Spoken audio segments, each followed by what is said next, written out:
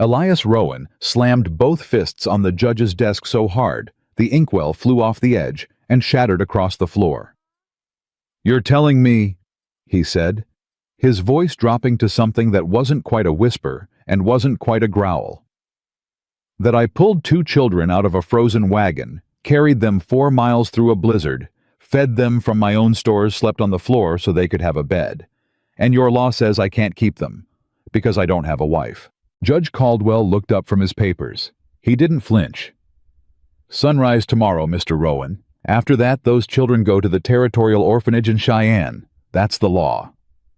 Elias stood there with snow still melting in his beard and 2 orphaned children asleep in his wagon outside, and understood for the first time in 40 years what it felt like to be completely, utterly out of moves. If this story reaches somewhere deep inside you, I want you to subscribe to this channel right now and follow every part of this journey until the very end. Drop a comment and tell me what city you're watching from. I want to see how far this story travels. Don't miss what happens next, because these mountains are about to ask more from all of them than any of them knows how to give. The children were not supposed to survive. Elias had known that the moment he saw the wagon. It sat broken at the edge of the frozen creek bed, one wheel cracked clean through the canvas, half collapsed under 2 days of snow. He'd been riding back from his eastern fence line when Duchess stopped without being asked and refused to move another step. He'd learned long ago to trust that horse more than he trusted most people. He pushed through the snow and pulled the canvas back. 2 children. A girl, about 5, curled tight around a boy of about 8. Both of them tangled under a single wool blanket that had stopped being enough a long time ago.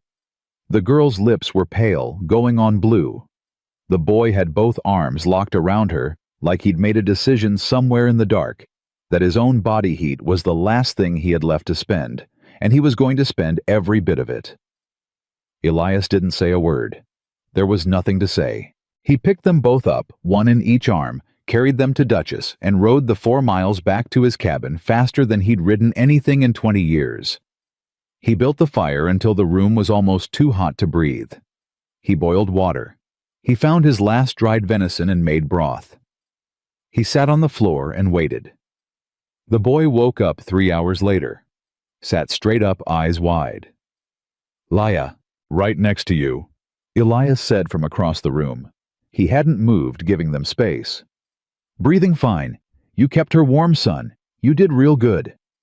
The boy looked at him with eyes that had already seen more than any child's eyes should hold. He pulled the blanket tighter around his sister and went quiet. His name was Caleb. He gave that up before the silence closed back in. The girl was Leah. Their parents, a couple named Harmon, out of Kansas, had been dead 2 days. The axle had snapped in the ice storm. Their father had gone for help. Never came back. Their mother had lasted 1 more day after that. Caleb had kept Leah alive on the last of their food and the warmth of his own body. 8 years old, Elias had ridden into Prospect that same morning, expecting nothing more than a marshal's report, and maybe word sent ahead to whatever family the Harmons had left behind. He had not expected Judge Caldwell. He had not expected a territorial custody statute he'd never heard of. And he had not, in 40 years of solitary living, expected to find himself standing in front of a judge's desk with 12 hours to find a wife or lose the 2 children. He'd already decided somewhere on that 4-mile ride through the snow he was not giving up. He walked out of the courthouse and stood on the frozen boardwalk. The wind cut straight through his coat. Prospect lay in front of him, 1 main street, a listing church, a general store, 3 saloons, and roughly 200 people he'd spent 15 years successfully avoiding. He knew exactly 1 name in this town: Pete Garfield at the general store.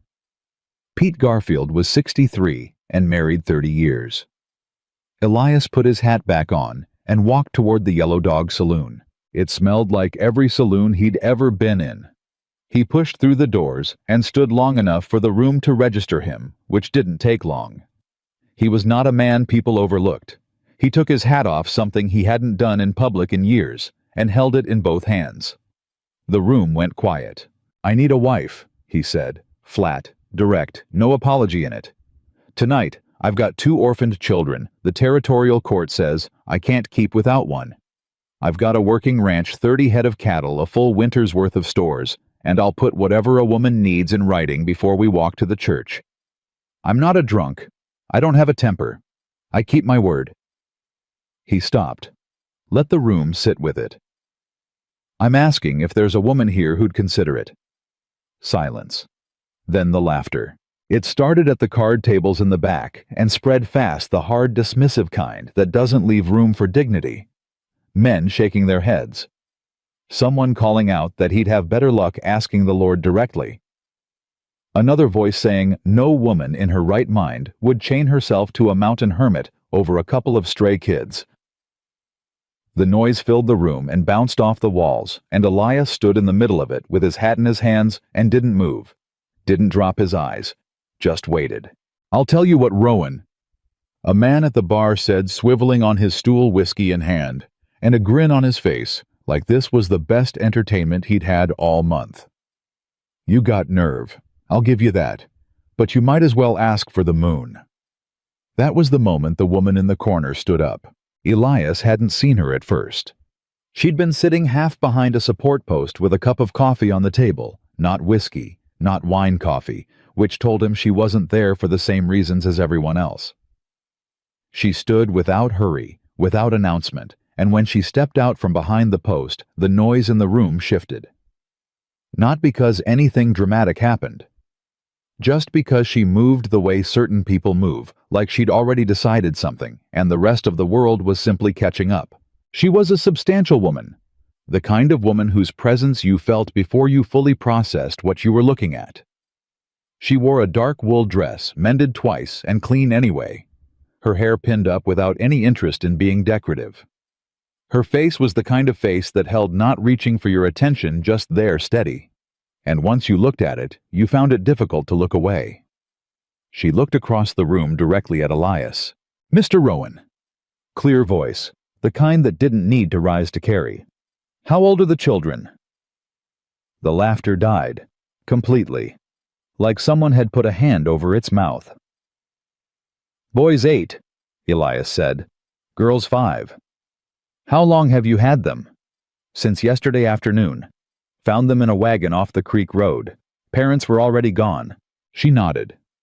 She was taking in information the way someone does when a real decision is forming. Not a reckless one, measuring weight, checking ground, deciding if it'll hold. "The girl," she said. "Is she hurt?" "Not hurt. Silent. Hasn't said a word since I found her." He paused. "Her brother kept her alive 2 days in a broken wagon. I think she's somewhere deep inside herself right now, trying to find her way back." Something moved through the woman's expression. Quick and private. Not pity. Something older than pity, something that came from a place in her that had already known loss and wasn't performing sympathy about it. She crossed the room. The crowd parted without being asked. She stopped in front of Elias and looked up at him. He had 8 inches on her at least, and she looked at him the way a person reads a contract before signing. Careful, unhurried, looking for what was real. "I have one question," she said, "and I need a true answer." "Go ahead." "Will you be kind to them?" Elias felt it land. He'd braced for questions about money, about the cabin, about his intentions. He had not prepared for that one, and it hit him somewhere behind the sternum in a way he hadn't expected. "I carried them 4 miles through a snowstorm," he said. "I slept on the floor so they could have the bed. I rode into town in the cold to do right by them legally." He met her eyes. "Yes, ma'am, I'll be kind to them." She held his gaze for 3 full seconds. "My name is Mara Ellison," she said. "I'm a widow. No children. No family left in this territory." A breath. "I'll marry you." The saloon detonated. Nobody moved, but the sound that went up was pure disbelief, sharp layered, the noise of a room that had expected one thing and received something completely different and didn't know what to do with it. "Mara, you cannot be serious." A woman near the bar lunged forward, hand-out voice caught between concern and scandal. "You do not know this man." "I know enough," Mara said. She didn't look away from Elias. "That's Rowan," someone called from the back. "Been up in those mountains alone 15 years. You'll go crazy up there. You'll freeze." "Then I'll freeze," she said, calm as stone. "It's my decision to make." Elias was watching her closely now. The crowd was loud, and the room was pressing in, and she stood in the middle of it completely unmoved, like a post sunk deep into solid ground.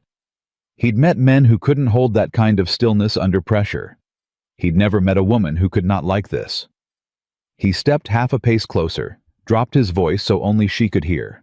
"I need you to understand what I'm offering. Hard winters, isolated country. I've been alone a long time and I don't know how to be easy company. This isn't a romance. I can't promise you anything soft." She didn't blink. "I didn't ask for soft." "Then what do you want?" "In return for this." She thought about it. He respected that she actually thought about it, instead of rushing to fill the silence. "Safety," she said finally. "Honest work. A home where I'm not someone's burden or someone's joke." A pause shorter this time. "And you tell me the truth. Always. Even when it's hard." "I can do that." "Then so can I." He put his hand out. She shook it. Firm. No hesitation. "From the card tables." "Well, I'll be damned." From somewhere near the door, quieter, a woman's voice. "Lord have mercy." And whether that last one was condemnation or something closer to prayer, Elias couldn't tell, and didn't particularly care. He found Reverend Cass at his supper table and laid out the situation without decoration. The Reverend asked 2 questions. Were they both willing? Were their children involved? And when Elias said yes to both, pushed his plate aside and went for his Bible. It was the shortest wedding ceremony the Reverend had performed in 30 years of ministry. No flowers, no music, no guests who'd been invited. One woman came anyway, older, wrapped in a heavy shawl from the boarding house where Mara had been staying, and stood in the back of the church, and cried without explanation or apology. Mara stood straight through all of it, said the words clearly. When Elias placed a plain iron ring on her finger, the only metal circle he had on him, a spare rivet from his coat pocket, she looked at it once, closed her hand, and said nothing. When Reverend Cass said they were married, Elias nodded. Mara nodded. They walked out into the cold.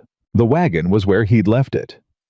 Elias climbed up to check on the children and found Caleb sitting upright in the wagon bed blanket around his shoulders, eyes open and sharp in the dark. The boy never fully shut down. Elias was beginning to understand. Even when he seemed to be sleeping, he was somewhere between sleep and watch keeping track. "We going somewhere?" Caleb asked.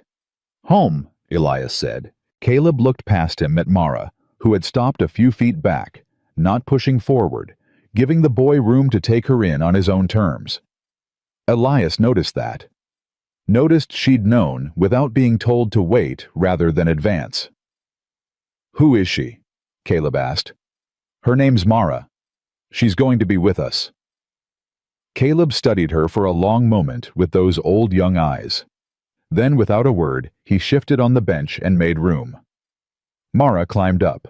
Leia slept through all of it, buried under every blanket Elias owned, her breathing slow and even. When Mara settled into the wagon seat and looked back at the little girl, that same fast, private thing crossed her face. And this time, Elias caught enough of it to understand it wasn't just sympathy. It was recognition. The particular grief of a woman who had wanted children and been answered by silence. He didn't say anything. He flicked the reins. Duchess moved forward. Prospect fell away behind them. The road climbed north into the dark packed snow, hard under the wheels, the peaks cutting black shapes against a sky thick with stars. They didn't speak for the first hour. The silence wasn't comfortable, and it wasn't hostile. It was the silence of 2 people who had just stepped off a cliff together and were both waiting to find out if there was ground below. Caleb sat between them. He lasted another 20 minutes before exhaustion finished what resolve had been holding back, and he leaned slow, unconscious, the way a tree leans toward the last light, and rested his head against Mara's arm. She went still for just a moment. Then she shifted, careful and unhurried, so the boy could rest without sliding. She didn't make a sound. Didn't look at Elias to see if he'd noticed. He'd noticed. He kept his eyes on the road and said nothing, because some things are too important to interrupt with words. "I'll need to know the cabin," Mara said an hour further on. Her voice was quiet, pitched under the wind. "What you have? What's missing?" "Ask." "Rooms." "Main room. 2 off the back. One's been storage." "We'll clear it. Children need their own space." "Not a question. Already decided." "Stores." "Stocked for 1 through spring. Tight for 4, but workable." "I can stretch a kitchen. I know preservation cold storage how to make a little go further than it looks like it should." Brief pause. "I'm not asking to be managed, Elias. I'm asking to be useful. There's a difference." "I know the difference," he said. She looked at him sideways. Something in her face eased very slightly, the way a fist unclenches when it decides it doesn't need to be a fist anymore. "Good," she said. The cabin appeared through the trees 2 hours before dawn, dark timber against white hillside, a thin thread of smoke still rising from the chimney because he'd banked the fire right before he left. He stopped the wagon and climbed down and lifted Leia from the wagon bed. The girl stirred, made a sound too small to be called a word, and settled her face into the warmth of his shoulder without waking. He looked up. Mara was already on the ground, Caleb on his feet beside her, the boy blinking hard against exhaustion and cold. She had one hand at his shoulder. Not gripping. Just there. Steady. The difference between holding someone back and holding someone up. Inside, Elias built the fire back with Leia still against his shoulder. Mara guided Caleb to the floor near the hearth, settled him with the blanket, and the boy was asleep before she straightened up. She moved to the kitchen shelf without being asked, ran her eyes across what was there, began to take a quiet accounting. Elias stood in the middle of his cabin, the one he had lived in alone for 15 years, the one that had never, in all that time, held another person's breathing or another person's footstep, and looked at this woman he had known for 3 hours, and the 2 children he had known for 1 day, and something settled in the center of him. Not happiness, not relief. Something quieter than either. Something that felt very distantly like the first thin edge of purpose. "There's flour behind the cornmeal," he said, "in case you're looking."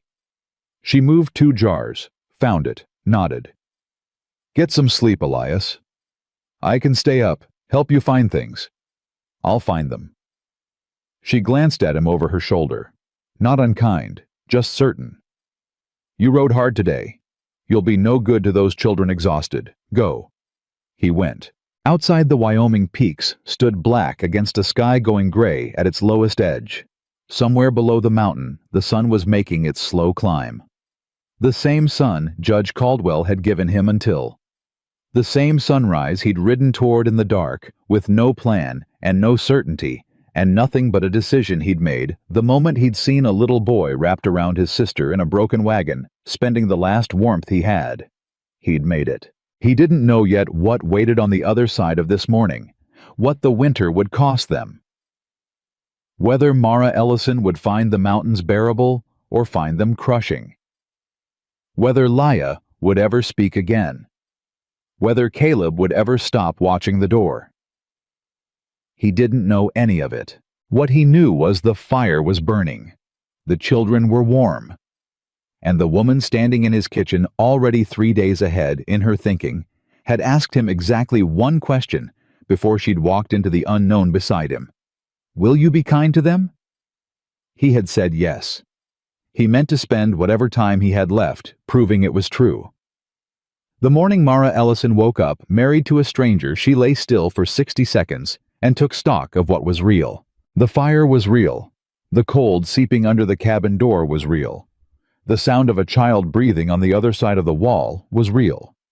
And the weight of an iron rivet on her left hand, a spare rivet from a man's coat pocket, because there hadn't been time for anything else that was real too. She got up before anyone else stirred. That was the only thing she knew how to do when a situation was bigger than she had words for. Move, work, find the edges of a problem and start pushing. The kitchen was sparse but honest. A man who lived alone for 15 years learned either to be careless or to be disciplined, and Elias Rowan was clearly the second kind. Everything was where it should be. Nothing was wasted. She built the fire up, found the cast iron pan, located the salt and the cornmeal, and had porridge on before the light outside had shifted from gray to white. Caleb appeared first. He came around the corner from the main room with his blanket still around his shoulders and his hair pressed flat on one side, and he stopped when he saw her at the stove, as though he'd briefly forgotten she was going to be there. "Morning," Mara said without turning around. She'd learned a long time ago that direct eye contact could feel like pressure to a child who was already carrying too much. "Porridge in about 10 minutes. You hungry?" A pause. Then quietly, "Yes, ma'am." "Good. There's water in the pitcher on the shelf if you want to wash up first." She heard him move toward the shelf, heard the small sounds of a boy trying to be careful and quiet in an unfamiliar space. She kept her eyes on the pot and let him find his way. Elias came in from outside 10 minutes later, cold air moving with him, snow on his boots. He stopped just inside the door when he saw the table set and the porridge ready, and Caleb sitting in a chair with his hands wrapped around a tin cup of hot water because there wasn't any coffee yet, and Mara had improvised.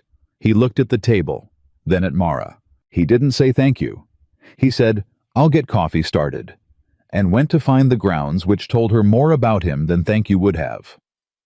"Leia's still asleep," Caleb said, watching Elias move around the kitchen with the careful attention of a boy who was always measuring adults for warning signs. "Let her sleep," Elias said. "She needs it." "She slept all yesterday, too." "She's safe now," Mara said, setting a bowl in front of Caleb. "Sometimes the body doesn't let itself rest until it knows it's safe. She's making up for lost time." Caleb looked at the bowl, looked at Mara. "How do you know that?" "Because I've felt it myself." He picked up his spoon, said nothing, but he ate, which was its own kind of answer. Elias sat across from the boy and wrapped both hands around his coffee, and for a while the three of them were simply in the same room together, which was strange and ordinary, at the same time in a way that none of them quite knew what to do with. Then Caleb looked up from his bowl and said, "Are you our mother now?" The question hit the room like a stone dropped in still water. Mara felt it move through her. She kept her face steady. "I'm Mara," she said. "That's enough for now. We don't have to decide what anything is called before we figure out what it actually is." Caleb thought about that with the particular seriousness of a child who has been required to think seriously about things before he was ready for it. Then he nodded and went back to his porridge. Elias was looking at her over his coffee cup. She didn't meet his eyes, but she felt the look, felt the recalibration happening in it, the same way she'd felt the room shift in the saloon when she'd stood up. He was revising something. She didn't know yet what. Leia woke up an hour later. Mara heard her before she saw her, a small sound, not quite a cry, from the back room. She was there before Elias had set down his cup, moving through the doorway, and stopping just inside so the girl could see her without being crowded. Leia was sitting up in the bed with the blanket pulled to her chin, eyes wide and dark, and completely alert. She looked at Mara the way a deer looks at something it hasn't decided about yet, not panicked, not trusting, just watching. "Good morning," Mara said from the doorway. "I'm Mara. You're safe. You're in Elias's cabin, and you've been asleep a long time, and that's all right." Leia didn't speak. She hadn't spoken since the wagon, and Mara wasn't going to push for it. She simply stayed in the doorway. "Are you hungry?" Mara asked. The girl's eyes moved to the main room where the smell of porridge and wood smoke was coming from. Then back to Mara. Mara stepped aside and left the doorway open. 30 seconds passed. Then Leia pushed the blanket back, slid off the bed, and padded into the main room on her own 2 feet. She climbed up into the chair next to Caleb, pulled her knees to her chest, and looked at the table. Caleb put his spoon down and looked at his sister the way you look at something you'd been scared of losing. "Morning, Leia," he said. Like it was normal. Like he was giving her permission to believe it was normal. Leia leaned over and put her head on his shoulder. Mara turned back to the stove. She pressed the back of one hand briefly against her mouth, took a breath, turned around with a bowl of porridge, and set it in front of the girl without comment.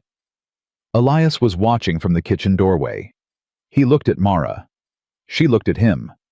Neither of them said a word, and both of them understood something that didn't have a name yet, but was building itself in the spaces between their silences. The first week was like learning a new language from scratch. Elias was not a man who explained himself. He simply did things, repaired the fence on the north side, split wood before first light, checked the livestock with the focused quiet of a man who'd spent 15 years with no one to report to and had developed no habit of narrating his actions. Mara had to watch him to understand the rhythm of the ranch because he wasn't going to lecture it to her. She watched. She learned fast. On the third morning, she followed him outside at first light without asking permission. He stopped when he heard her boots behind him in the snow, turned around, looked at her for a moment. "Storage room's not going to clear itself," she said. "But I'll need to know where you want things moved before I start moving them."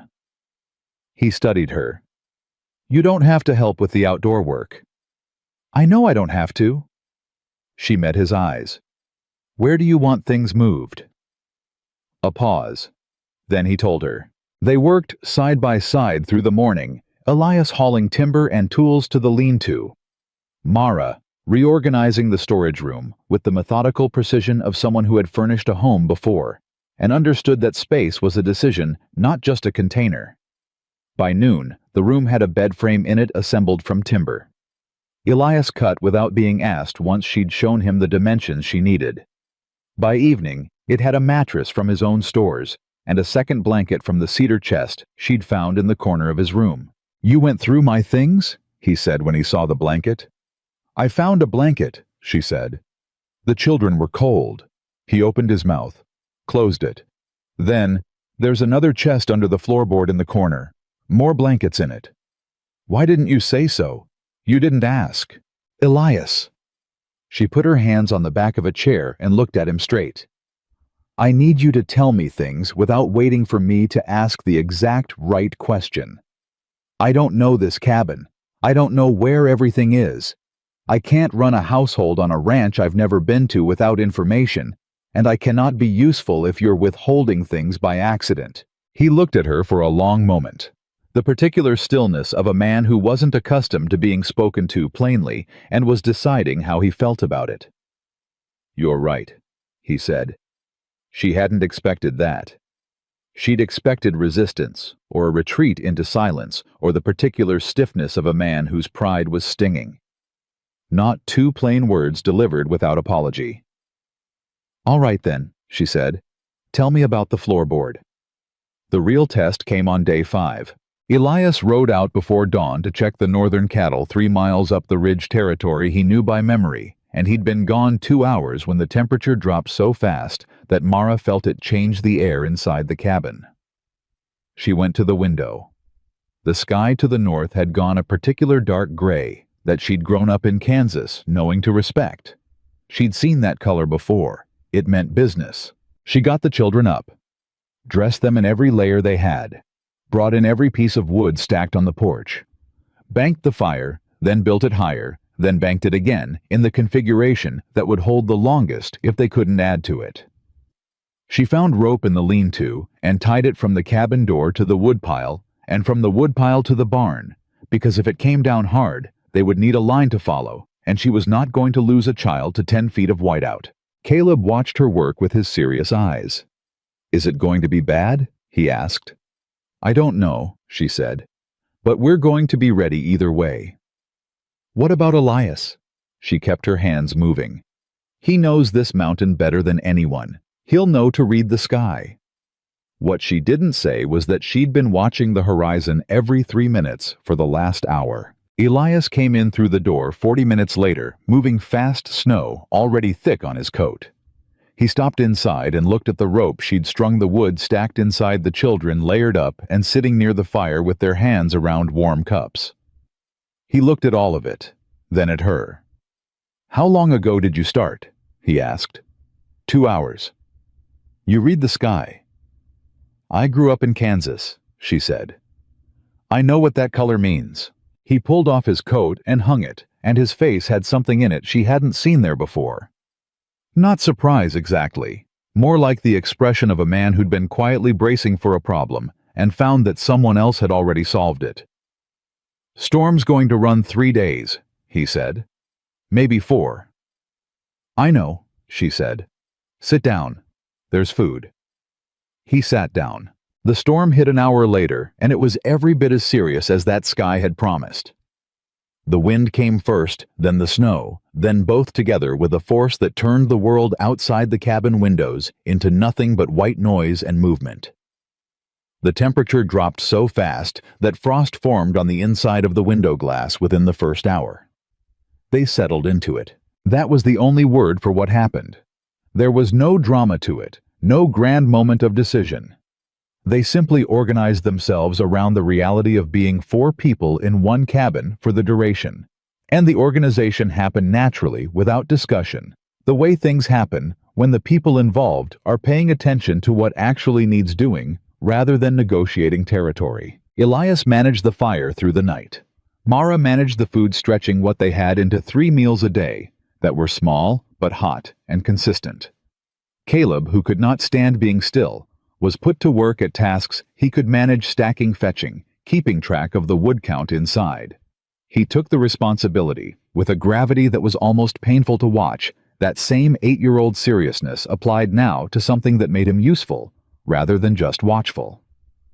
And Leia sat. She sat near the fire with a blanket and watched everything with those wide, dark eyes and said nothing.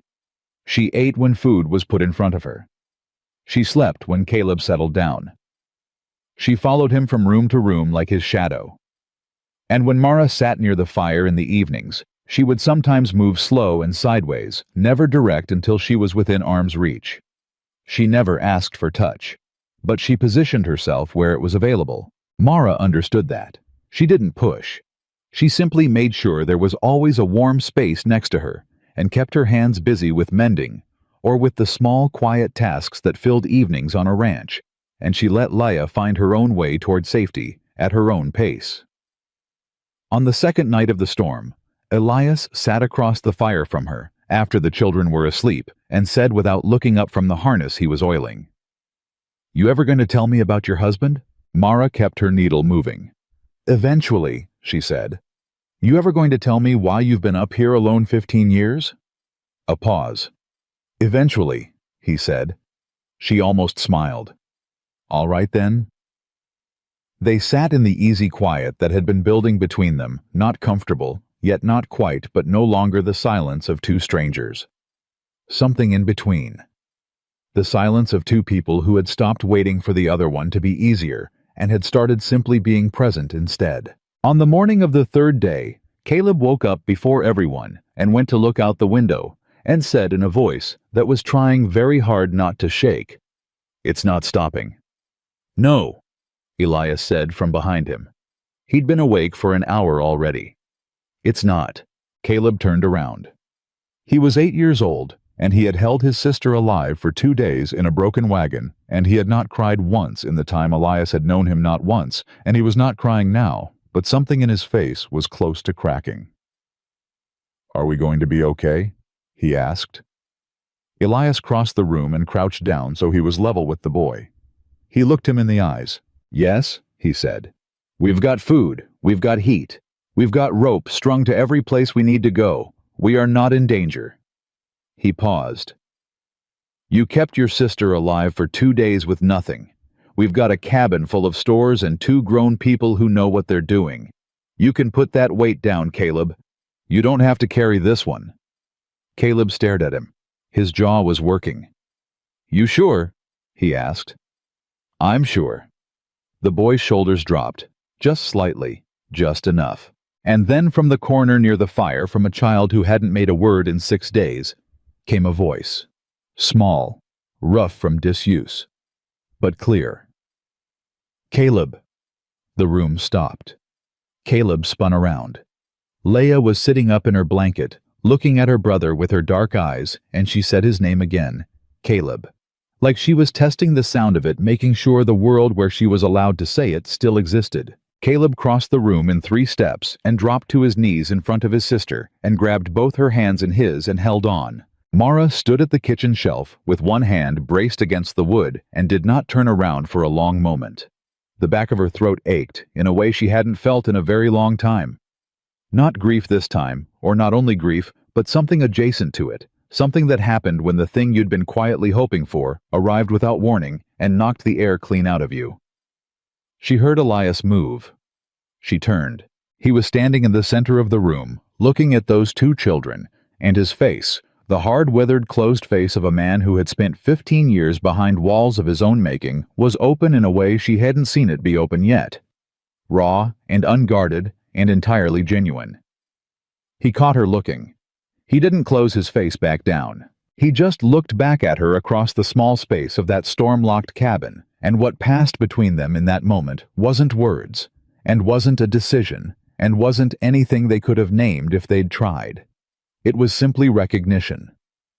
The kind that happens when 2 people who have both been alone a long time look at each other and understand, without saying it, that whatever this is, whatever strange and impossible thing they've stumbled into together, it's real.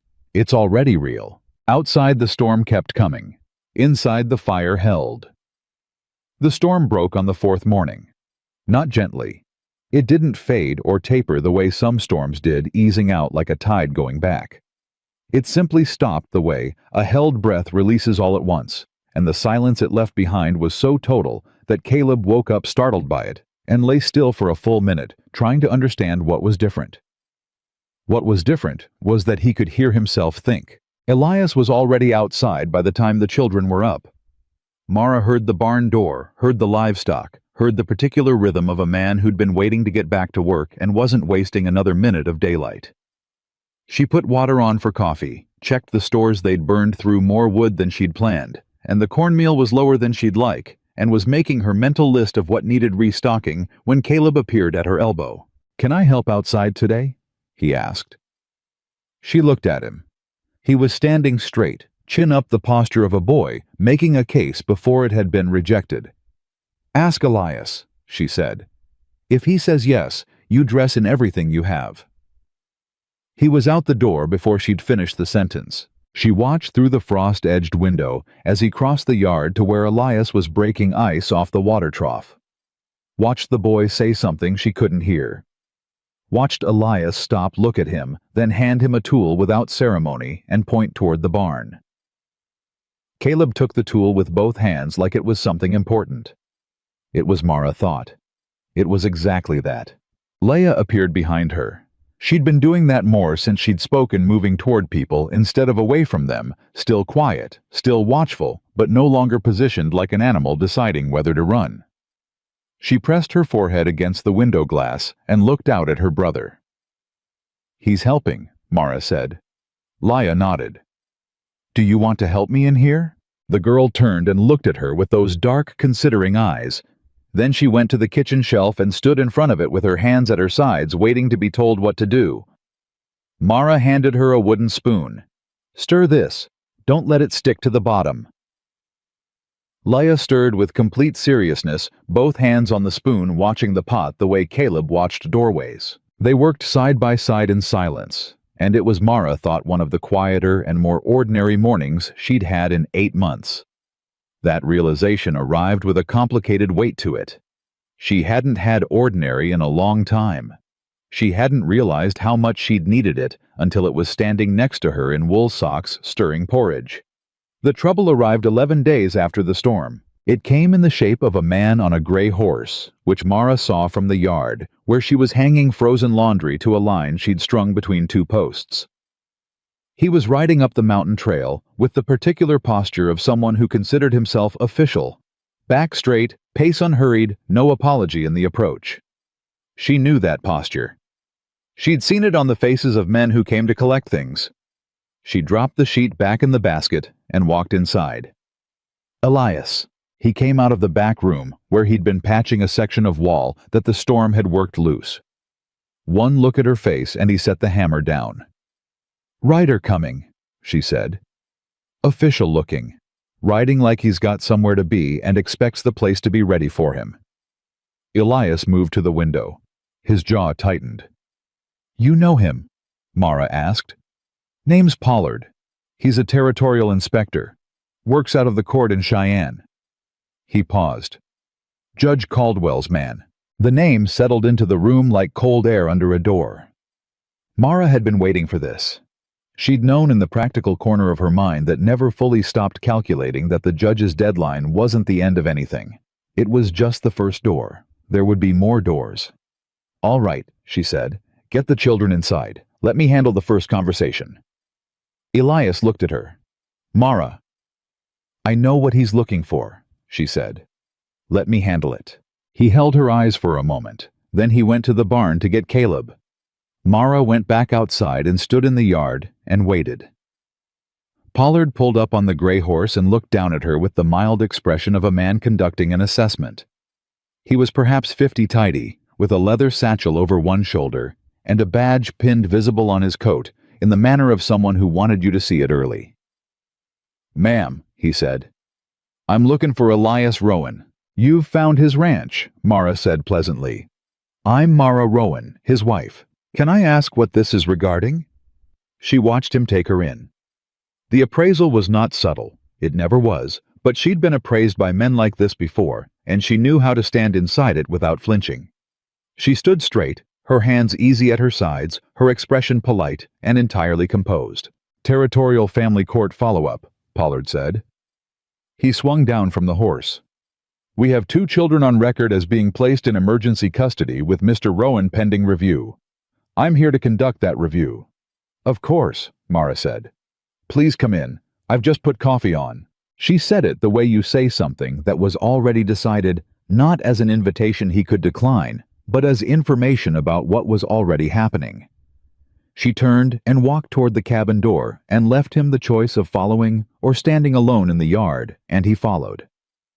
Inside, she poured coffee, set a cup in front of him at the table, sat across from him with her own cup, and waited with the patience of a woman who had nothing to hide and nowhere to be. Elias came in with the children 2 minutes later.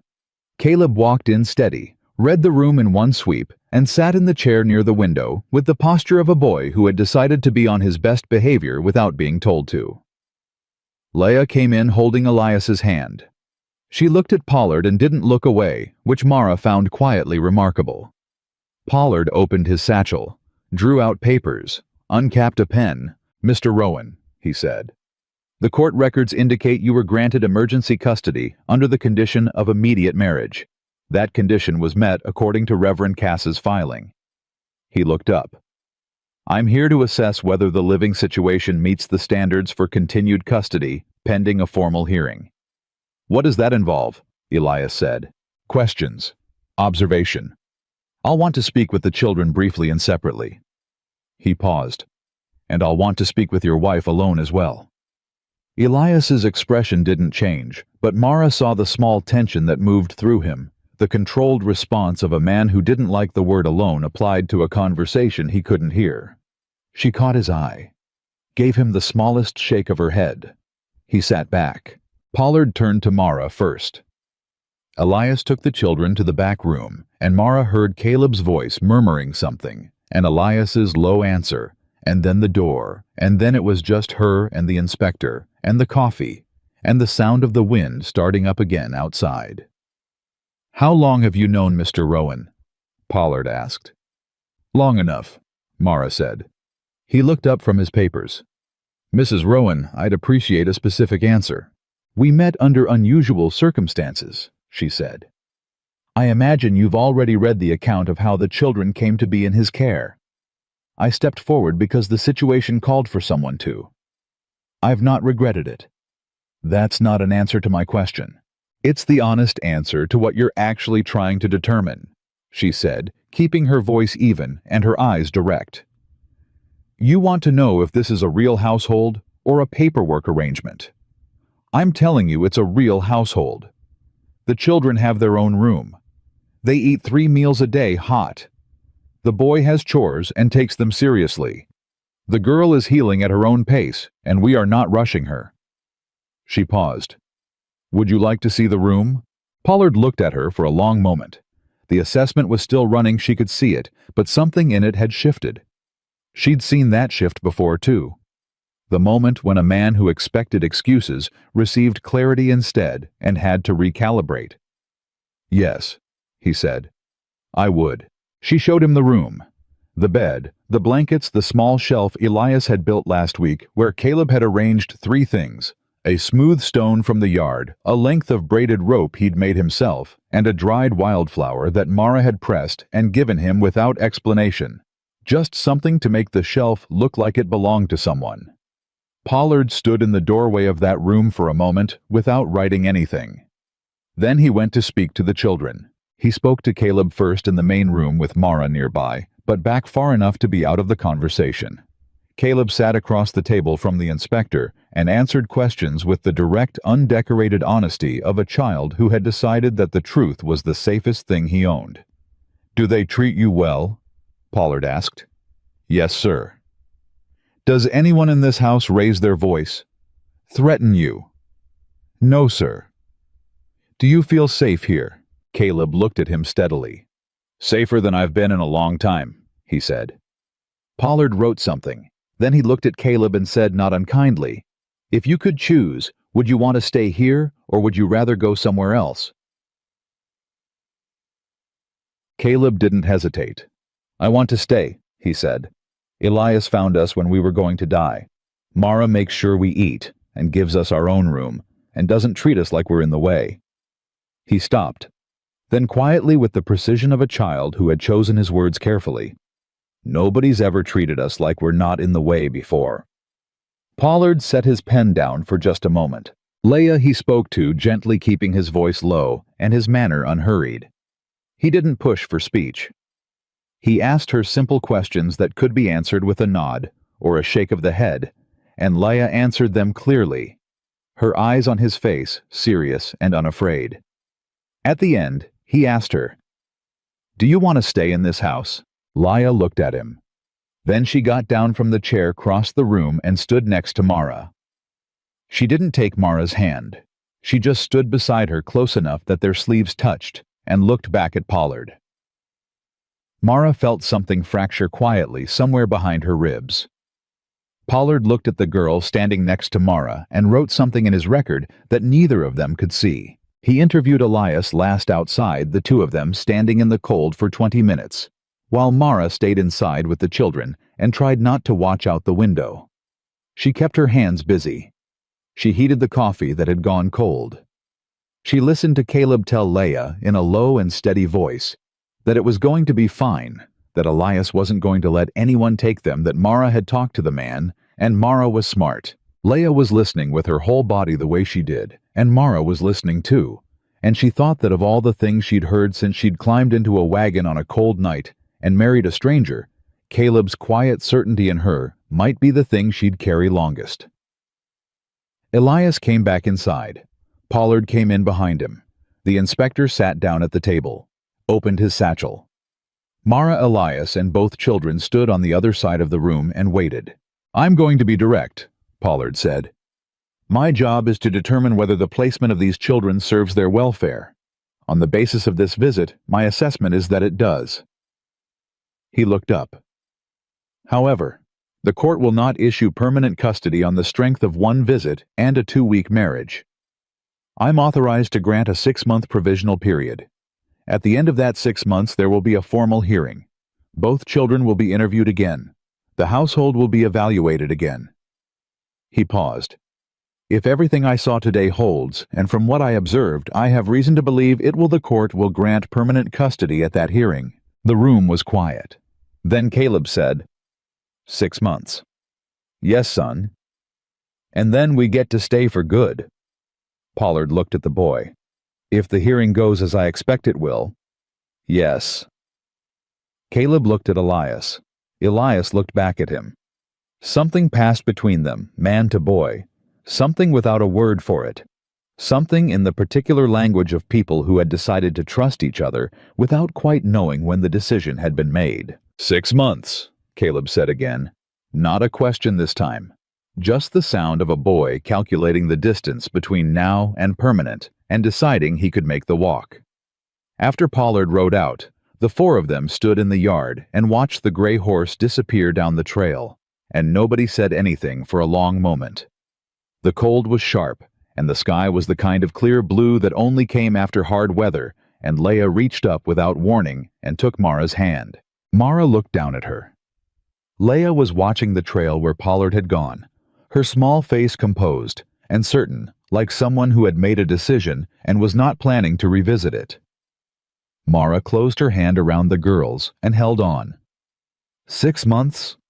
Elias said to no one in particular. 6 months. Mara agreed. He looked at her. The winter light was flat and clean, and it showed everything. The lines of his face, the steadiness of his expression, the thing that had been building in his eyes over 2 weeks of storms and work and silence, and small moments that neither of them had commented on, but neither of them had forgotten. "We're going to have to work together on this," he said. "The hearing, making sure everything is by Elias," she said. He stopped.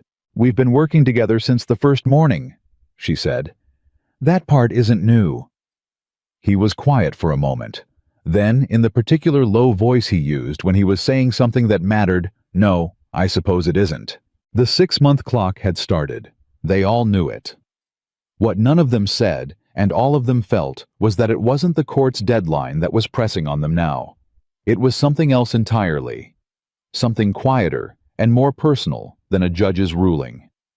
The understanding that they had all four of them, a mountain cowboy and a widow, and 2 orphaned children, walked out onto the same thin ice, and the ice had held, and now they had to decide what to build on it before it thawed. Inside, the fire was waiting.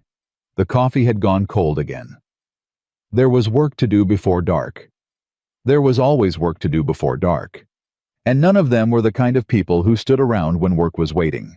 But Elias stood in the yard 1 moment longer than he needed to, looking at the mountain above them, white and enormous and indifferent. The same mountain that had given him 15 years of solitude and now seemed to be offering something he didn't have a word for yet. And then he turned back toward the cabin, toward the fire, toward the children, toward Mara, who was already at the door, already thinking 3 steps ahead, already part of the shape of his life, in a way that had happened so fast and so quietly he hadn't seen it coming until it was simply there. "Come on," she said from the doorway. Not soft, not sharp, just certain. The voice of a woman who had decided that this was where she was and had stopped negotiating with herself about it. He went. The 6 months did not pass quietly. Elias had known they wouldn't. He'd lived on this mountain long enough to understand that the land didn't give anyone a resting period. It gave you work, and then more work, and then a crisis to remind you that the work was never actually finished. What he hadn't known, hadn't been able to predict from the other side of that impossible night in prospect was how different the work would feel with other people in it. Different wasn't easier. But it was something he hadn't had a word for until Mara used one about 6 weeks in on a morning when they'd been patching fence lines side by side for 3 hours in cold that made your fingers stop working right. "This is better," she'd said, not looking up from the post she was setting. "What is working next to someone?" She tamped the post firm. "I'd forgotten what that felt like." He hadn't said anything, but he'd thought about it the rest of the day. February came in mean, and stayed that way. The cattle needed constant management feed water checking for sickness, and there were 3 days in the middle of the month where the temperature dropped low enough that Elias slept in the barn 2 nights running to make sure the animals didn't freeze. Mara didn't argue about it. She brought food out to him at midnight on the 2nd night, pushed through the barn door with a wrapped cloth in her hands, and found him sitting against a hay bale, half asleep, with his coat pulled tight. She sat down next to him without being asked. Put the food between them. Didn't say anything about the fact that he'd been out here alone in the dark for 2 nights. "Caleb asked where you were," she said. "What did you tell him? That you were taking care of the animals, and that some things need doing whether or not they're comfortable." She paused. "He said he wanted to help next time." Elias looked at the barn wall. "He's too young for night shifts." "I know, I told him that." He accepted it. Another pause. He's been asking me things lately about ranching, about cattle, about how you know when an animal is sick before it shows obvious signs. He wants to learn from you, Mara said plainly. He just doesn't know how to ask you directly yet. He's still figuring out whether you'll stay. Elias turned his head and looked at her. The barn was dark, except for the lamp she'd brought, and the light it threw was warm and uneven, and she was looking at him with that steady directness she'd had from the very first moment in the saloon, the kind of look that didn't dress things up. "Whether I'll stay," he said. "He's lost everyone he's had," she said. "He's not going to trust permanent until it's proven to him over time. That's not a flaw. That's just what loss does to a person." She picked up her coffee. "So you keep showing up. That's all. You keep showing up, and eventually he'll believe it." Elias was quiet for a moment. Then, "Is that what you did after your husband died?" She looked at him. It was the first time he'd asked directly. "No," she said. "After Thomas died, I stopped showing up. For about 4 months, I just stopped." She turned the cup in her hands. "That's why I was sitting in a saloon at 9 in the evening with a cup of coffee and nowhere to be. I'd run out of reasons to keep moving, and I hadn't found new ones yet. And now," she looked at him steadily, "now I have a house full of reasons." He nodded. "Let it sit." "I'll talk to Caleb tomorrow," he said. "Show him the morning checks. He can start learning." She stood brushed hay off her coat. "Good," she said. And then she went back to the cabin, taking the lamp with her, leaving him alone in the dark, with the quiet animals, and the knowledge that something in the shape of his life had shifted again without making any noise about it.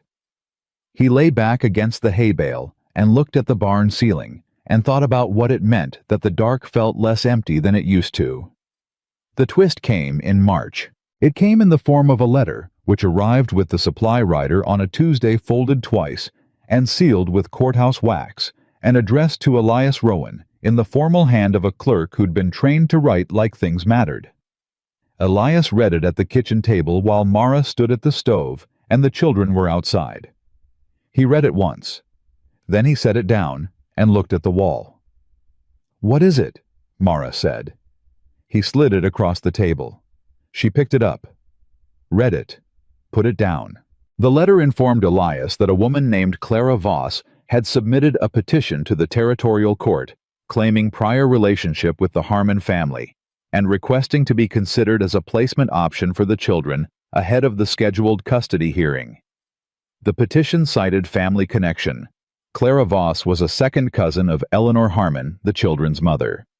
The letter requested that Elias present himself and his household for an additional review visit, this one comparative in nature, and that he make no changes to the children's routine or placement until the petition was resolved. Mara put the letter down. She sat across from Elias and looked at it. "Second cousin," she said. "That's what it says. Have the children ever mentioned her?" "No." "Have you ever heard that name?" "Never." Mara pressed her fingers flat on the table. She was thinking hard, and he could see it. Not panic, not the scattered urgency of someone who'd been blindsided, but the focused, measured thinking of a woman who had learned to solve problems in order of their actual size. "All right," she said. "We need to know who she is before we know what this means. A second cousin who appears 6 months after the children nearly died in a frozen wagon is not the same as a second cousin who's been trying to find them since the beginning." She looked at him. "Does Pollard have a way to be contacted directly?" "Through the marshal's office in Prospect. Then you ride to Prospect tomorrow, and you find out everything the court will tell you about this petition, who filed it when, and on what grounds." She stood up. "Don't tell the children yet." "Agreed. And Elias." She stopped, met his eyes. "This isn't over. A second cousin with no documented relationship to those children is not going to walk in and undo 6 months of us." Her voice was steady, and her jaw was set, and she looked in that moment like someone who had decided the outcome and was simply waiting for reality to catch up. "You hear me?" "I hear you," he said. He rode to Prospect the next morning before the children were up. What the marshal's office told him took the ground out from under him for about 30 seconds. Clara Voss had not filed the petition herself.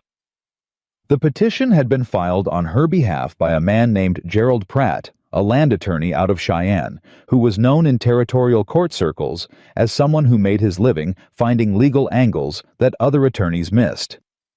The stated grounds were family connection and the children's presumed welfare. The unstated grounds, which the deputy marshal conveyed with the careful language of a man who wanted to be helpful without putting anything on record, were more complicated. The Harmon family, it turned out, had held a land grant in Kansas, small but real. With both parents dead, and no will on record, that land grant defaulted to the nearest living relative. The nearest living relative with a documented legal claim was the children themselves, which meant whoever held custody of the children held effective control over how that land was managed until they came of age. It wasn't about the children. It had never been about the children. Elias rode back up the mountain with that knowledge sitting in his chest like a stone, and his jaw so tight his back teeth ached. Mara was waiting at the cabin door. She'd seen him coming up the trail, and she'd read something in the way he was riding, because by the time he tied Duchess, she was already standing in the yard with her arms crossed and her face composed for bad news. He told her everything, straight through, no softening. When he finished, she was quiet for a full 10 seconds. "Gerald Pratt," she said. "You know the name. Thomas mentioned him once. He's not a man who takes cases for the welfare of children." Her voice was controlled, but something under it was iron. "He's a man who takes cases with land attached." That's what the deputy said. She looked at the mountain above them, then back at Elias. So Clara Voss may not even know the full picture of what she signed on to. Maybe. Or she knows exactly and doesn't care. Mara uncrossed her arms. "Either way, it doesn't matter. The court is going to want to see that our household serves those children better than any alternative. That's the only ground we fight this on." She started for the door. "Come inside. We need to think this through before Caleb picks up that something is wrong. That boy reads a room faster than anyone I've ever met." She was right. Caleb noticed anyway. He noticed at supper the particular tightness around Elias's eyes, and the way Mara was talking more than usual, filling the silence deliberately. He said nothing during the meal, but afterward, when Leah had gone to the back room and Mara was washing dishes, he sat at the kitchen table and looked at Elias and said, "Something happened." Elias looked at him.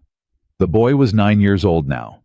His birthday had passed in January, marked by a breakfast Mara had made with the last of the sugar they had, and a carved wooden horse Elias had finished the night before, without telling anyone he'd been working on it. He sat at the table with his hands flat on the wood and waited with the patience of someone who understood that being kept in the dark was its own kind of answer. Elias made a decision. "Someone's filed a petition with the court," he said. "A relative of your mother's. A woman who says she has a claim to look after you and Leah." Caleb's expression didn't change. "We don't know her." "I know." "Does she know us?" "I don't think so." Caleb was quiet for a moment.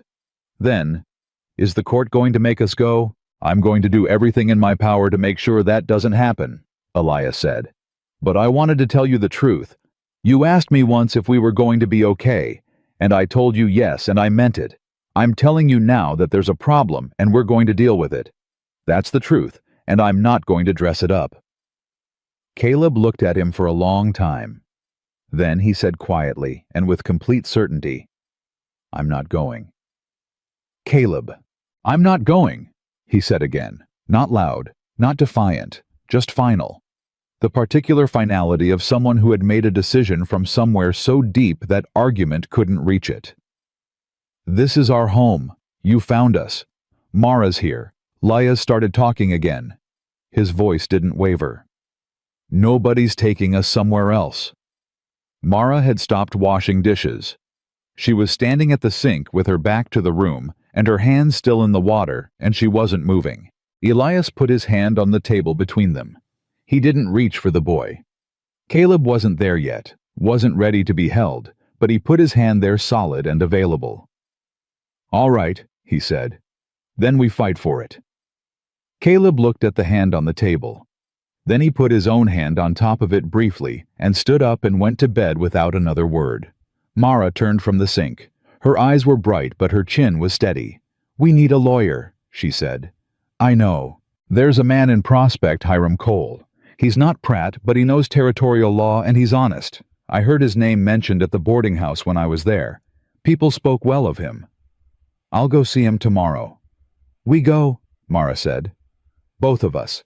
A married couple presenting a unified household is not the same as a single man defending a custody claim." He nodded. Then, "Mara."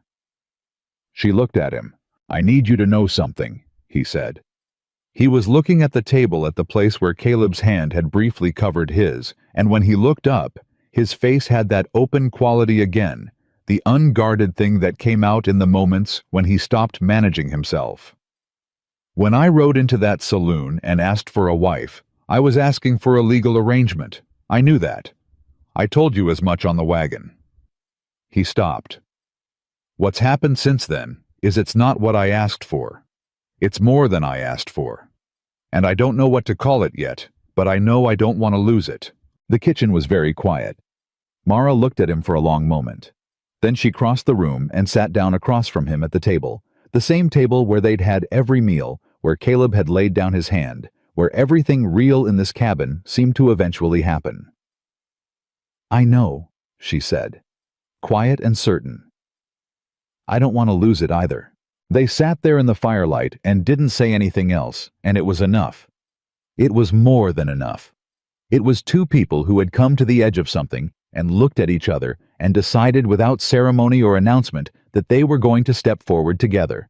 The hearing date came back from the court 2 weeks later, April 14th, 6 weeks away.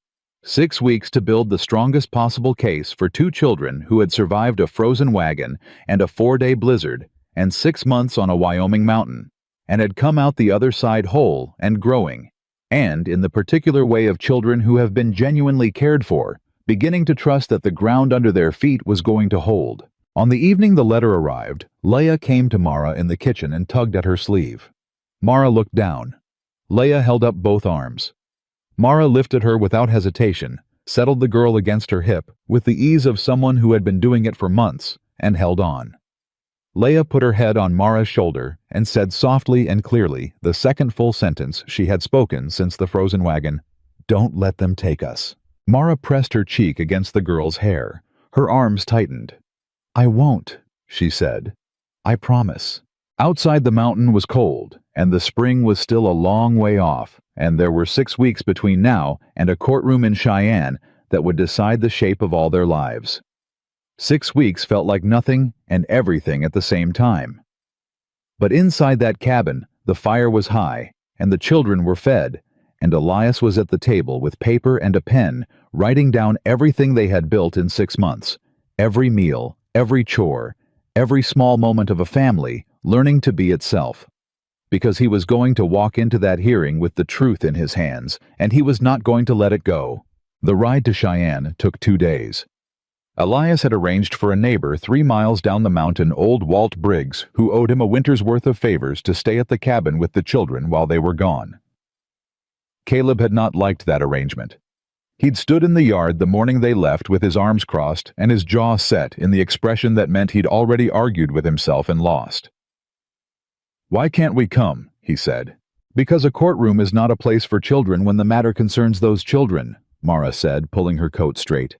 "And because I need you here looking after your sister and Walt, who is 67 years old, and will absolutely burn the porridge if left unsupervised." Caleb looked at her. "That's not the real reason." "It's part of the real reason," she said. "The other part is that I don't want you sitting in a room listening to a lawyer argue about your life like it's a land transaction. You're worth more than that, and I won't have you treated like a case number." She stepped forward and put both hands on his shoulders. "You trust me?" A pause. Then yes. "Then trust me on this, and trust me ons." He uncrossed his arms. Didn't say anything else.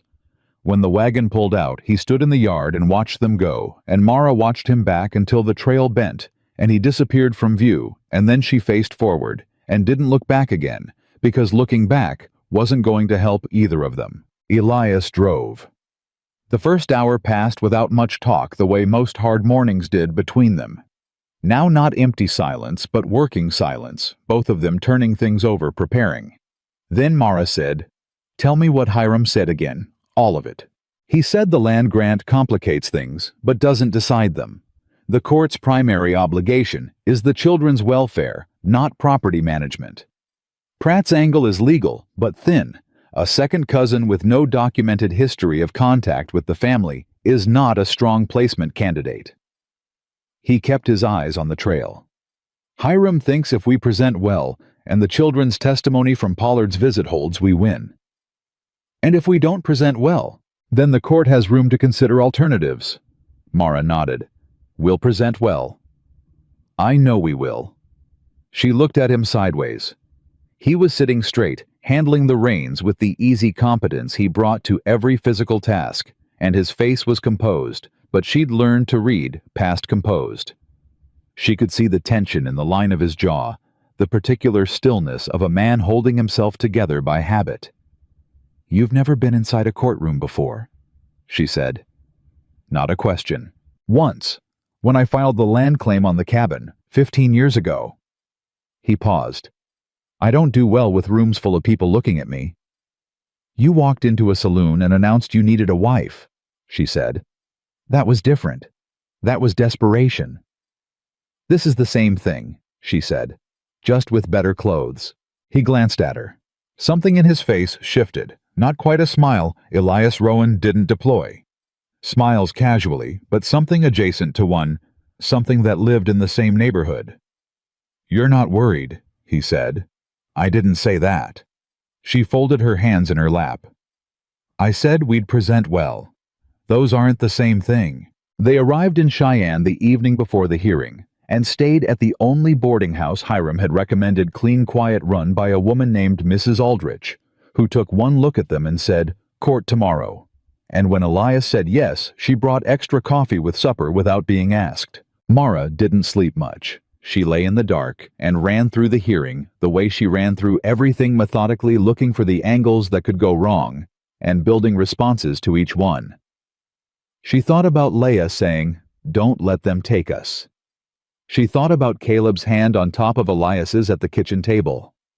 She thought about a saloon in Prospect and a question she'd asked a stranger and an iron rivet on her finger that she had not once considered taking off. She thought about what she was prepared to say if the court asked her directly whether this marriage was real. She knew the answer. She'd known it for a while. The question was whether she was going to keep knowing it privately, or whether today was the day it became something spoken. Morning came. She got up dressed carefully in the best she had, the dark wool dress mended, and pressed the one she'd worn the night she'd stood up in the Yellow Dog, and changed everything, and went downstairs. Elias was already at the table. He'd clearly been up for a while. He was sitting with a cup of coffee and Hiram's notes spread in front of him, and he was wearing a clean shirt and a jacket she hadn't seen before. Dark and well-fitted, and he'd done something with his hair that made him look less like the mountain had grown him, and more like a man who had decided to be formidable on purpose. He looked up when she came in. She watched him take her in the same way she was taking him in that mutual recalibration that had become its own language between them.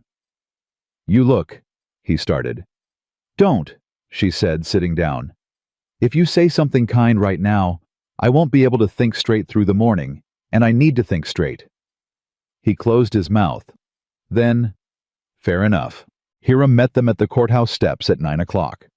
He was a small man, tidy and quick-eyed, with the particular energy of someone who had spent 30 years in rooms where words were weapons and had learned to carry his carefully. "Pratt's already inside," he said without preamble. "He's brought Clara Voss. I want you to look at her when you walk in, and I want you to remember that she may not be the enemy. She may be a woman who's been told a story that isn't complete." "Does it matter?" Elias said. "It matters for how you carry yourselves in there," Hiram said. "Anger reads as instability. Confidence reads as fitness. You walk in calm, you sit calm, and you let me do the talking, unless Judge Harlow addresses you directly." He looked at Mara. "And you—" "I know," she said. "You're the center of this case, Mrs. Rowan. The court's concern about single male custody is largely resolved by your presence. Your steadiness, your history with the children, your testimony. That's what wins this. Then let's go in, she said. The courtroom was small by any city-standard, wood-paneled and close, with 2 long tables facing the judge's bench and a gallery of benches behind the bar that held perhaps 20 people. Most of them there for other business, and simply present by coincidence of schedule. Elias and Mara sat at the left table with Hiram between them. At the right table sat Gerald Pratt, a tall man with the smooth, patient face of someone who had learned to make unreasonable things sound inevitable, and beside him a woman of perhaps 45, plainly dressed with an uncertain expression that confirmed what Hiram had said. Clara Voss didn't look like a woman running a scheme. She looked like a woman who had been convinced she was doing the right thing by someone who had a different right thing in mind. Judge Harlow was not Judge Caldwell. That was the first thing Mara noted with relief. Harlow was perhaps 60, with sharp eyes and the demeanor of someone who had heard every story and was interested only in the ones that held up under examination. Pratt presented his case first. It was smooth and well organized, and managed to make 6 months of no contact sound like an unfortunate delay rather than an absence. He cited the land grant. He cited blood connection. He cited the court's obligation to place children with family when family was available. He did not once ask what Caleb and Leah actually wanted. Hiram presented their case second. He was shorter and more direct. He put Pollard's assessment on record. He entered the documentation Elias had spent 6 weeks compiling meals routines. The children's progress, Leah's return to speech, Caleb's developing skills on the ranch. He entered Reverend Cass's account of the marriage and the testimony from Walt Briggs and 2 other neighbors who had interacted with the family over the winter. Then Judge Harlow looked up from the papers and said, "Mrs. Rowan, I'd like to hear from you directly." Pratt started to object. Harlow silenced him with a look. Mara stood. "You entered this arrangement under considerable urgency," Harlow said. "Some might characterize it as impulsive. How would you characterize it?" "As a decision," she said. "One I made with the information I had, which was that 2 children were going to lose a home because the law required a wife, and there was a man in front of me who had already proven by his actions that he was worth standing next to." She paused. "I've made worse decisions with more time to think about them." A murmur in the gallery. "Do you consider this a real marriage?" Harlow asked.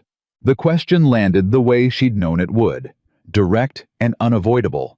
She felt Elias go very still at the table behind her. "Yes," she said, without hesitation, without qualification. "I consider it the realest thing that's happened to me in years." She looked at the judge steadily. "I came to this marriage with nothing but myself and the willingness to work. What I found was a man who keeps his word in conditions that would excuse most people from keeping it, and 2 children who needed someone to stay. I stayed. That's not paperwork. That's a choice I've made every morning for 6 months, and will keep making." The courtroom was very quiet. Judge Harlow wrote something. He looked at Pratt. "Does Miss Voss wish to address the court?" Pratt leaned toward his client. A brief whispered exchange. Clara Voss looked at Mara across the room. Something moved across her face. Not hostility, not calculation. Something more complicated and more human than either. She leaned away from Pratt and said in a voice that was quieter than his had been, but clearer, "I'd like to ask a question, if I may." Harlow nodded. Clara Voss looked at Mara. "Do they know Eleanor?" she asked. "Do they know anything about their mother, who she was?" The room shifted. Mara looked at this woman, looked at her carefully, and understood in the sudden clear way that real things sometimes arrive, that this was not the enemy. This was a woman who had lost a cousin she'd loved, and was trying to find her in the faces of 2 children she'd never met. "Tell us," Mara said, not to the court, to Clara directly. "Tell us who Eleanor was. We'll make sure they know." Pratt's hand came down on the table. "Miss Voss, I must advise." "Mr. Pratt," Judge Harlow said with the particular quiet of a man who didn't need volume to be absolute. "Sit down." Pratt sat down. Clara Voss looked at Mara for a long moment. Then she said, "Eleanor used to sing when she cooked. She made the best cornbread in 3 counties. She laughed too loud and she didn't apologize for it." Her voice was steady but only just. "Those children are all that's left of her. I didn't want them to grow up not knowing she existed." Mara's throat tightened. She turned to Elias. He was already looking at her. She turned back to Clara. "Then come to the mountain," she said. "Come and tell them. They deserve to know who their mother was. You're welcome at our table anytime." The courtroom held its breath. Judge Harlow set his pen down. He looked at Pratt with an expression that had gone considerably colder than it had been at the start of the morning. "Mr. Pratt, the land grant associated with the Harmon estate, is that documented in your filing?"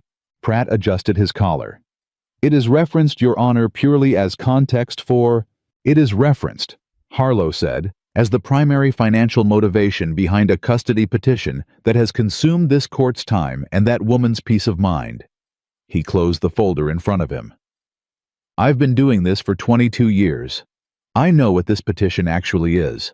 And I am not going to allow a land attorney to use a grief-stricken woman and 2 orphaned children as instruments of a property claim." He looked at Clara Voss directly.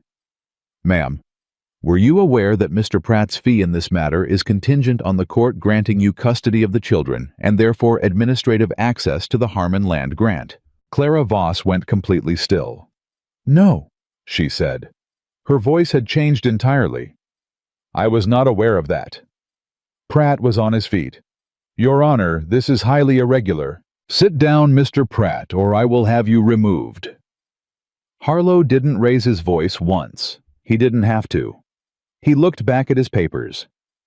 "I am granting permanent custody of Caleb and Leah Harmon to Elias and Mara Rowan, effective immediately. I am noting in the record that Miss Clara Voss has expressed a desire to maintain connection with the children in an appropriate familial capacity, and I am recommending that the Rowans facilitate that connection at their discretion." He looked up. "Which I believe they will, because what I have heard this morning is not a legal arrangement holding itself together with paperwork. It is a family, and this court is not in the business of dismantling families." He closed the folder. "We're done here." Elias was on his feet before Harlow had finished the last word. Mara stood and turned, and he was right there one step away, and she looked at his face, that open, unguarded face that she'd first seen by firelight in a barn at midnight, and she said very quietly, "We can go home." He put his hand against the side of her face, just for a moment, just enough. "Yes," he said, "we can." They rode out of Cheyenne an hour later with the custody papers in Hiram's satchel, and the spring air coming on stronger than it had been the first real warmth of the year, pressing down from a sky that had finally remembered what blue was supposed to look like. Elias drove. Mara sat beside him. They didn't talk much for the first hour, and it was the best kind of silence, the silence of people who have come through something hard and are sitting inside the fact of having come through it. About an hour out, Mara said, "Clara Voss is going to come to the mountain." "I know," Elias said. "You invited her. Was that all right?" He thought about it honestly, which she'd learned was how he thought about everything. "Yes," he said. "Those children deserve to know who their mother was. And Clara Voss deserves to know they're safe." He paused. She wasn't wrong to love them. She was just being used by someone who knew how to turn love into a legal instrument. Mara looked at him. "You've thought about this a lot." "I had a long night," he said. She laughed. It surprised her, the full, unguarded sound of it. The kind of laugh that comes out when your body finally lets go of something it's been holding for months. She heard Elias make a sound next to her that was as close to a laugh as he got, low and genuine, and the two of them rode through the early spring afternoon with the papers in the bag and the mountain ahead of them and the rest of their lives arranged around a decision made in 30 seconds in a saloon, which turned out to be the truest thing either of them had ever done. Walt Briggs met them at the cabin door, looking profoundly relieved.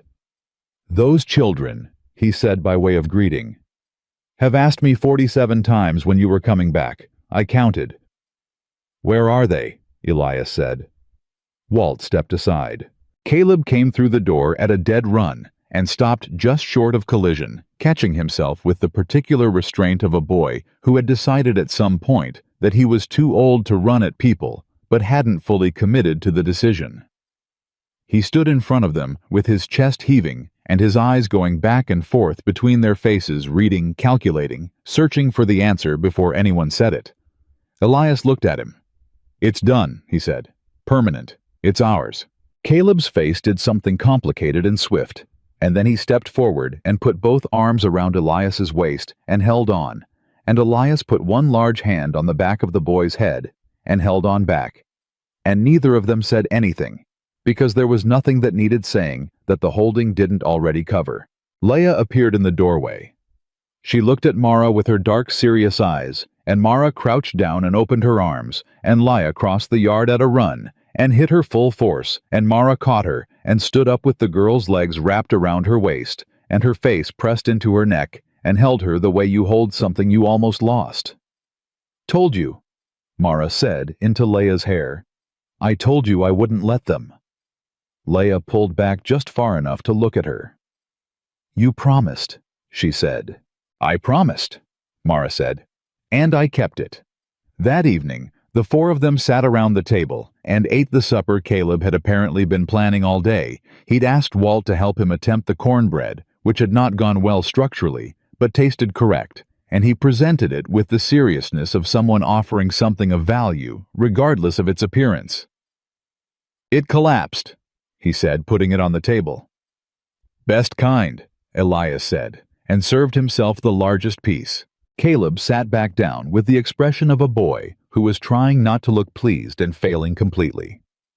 After supper, after the children were in bed and the cabin was quiet and the spring dark pressed soft against the windows, Elias and Mara sat by the fire in the particular arrangement they'd developed over months, her on the left, him on the right, close enough that the space between them had stopped feeling like distance and started feeling like its own kind of companionship. "I meant what I said today," Mara said to the fire, "in the courtroom." "I know you did," he said. "I want to make sure you heard it." He turned his head and looked at her. She was looking at the fire, her hands quiet in her lap, the iron rivet on her left hand catching the light. "I heard every word," he said. She turned and looked at him. "This started as a legal arrangement." "It did." "It's not that anymore." "No," he said. "It hasn't been that for a long time." She held his gaze. "What is it then?" He was quiet for a moment. Not because he didn't know, because he was choosing the words the way he chose everything carefully, with the full weight of someone who didn't say things he didn't mean. "It's home," he said. "You're home. The children are home." He paused. "I didn't know what that word actually meant until you walked across a saloon floor toward me in the dark and asked me one question." His voice was low and certain and completely undecorated. "I know what it means now." Mara looked at him for a long moment. Then she reached over and put her hand on top of his, the way Caleb had done at the kitchen table, simple and deliberate and final, and she kept it there. "So do I," she said. Outside, the Wyoming spring was arriving the way it always did on that mountain, slowly without ceremony, in the particular way of things that are real and lasting rather than dramatic. The snow was pulling back from the south-facing slopes. The creek below the cabin was running loud with melt. And somewhere in the dark above the tree line, the peaks that had watched all of this unfold. The desperate night ride, the saloon, the storm, the inspector, the courtroom stood the same as they always had, enormous and indifferent and enduring. But inside that cabin the fire burned and the children slept, and two people who had found each other in the most unlikely of circumstances sat with their hands joined in the firelight, building something that no court could grant and no petition could dissolve. Something that had been earned in the hardest way possible, through honesty and work and the daily decision to stay. Some things cannot be mandated into existence or argued into being. Some things are simply built one morning at a time by people who choose each other when choosing is hard and keep choosing when it would be easier to stop. Elias Rowan had ridden into town with nothing but desperation and a deadline and come home with a family. And Mara Ellison, who had walked into a saloon with nowhere left to go, had finally completely and without reservation arrived.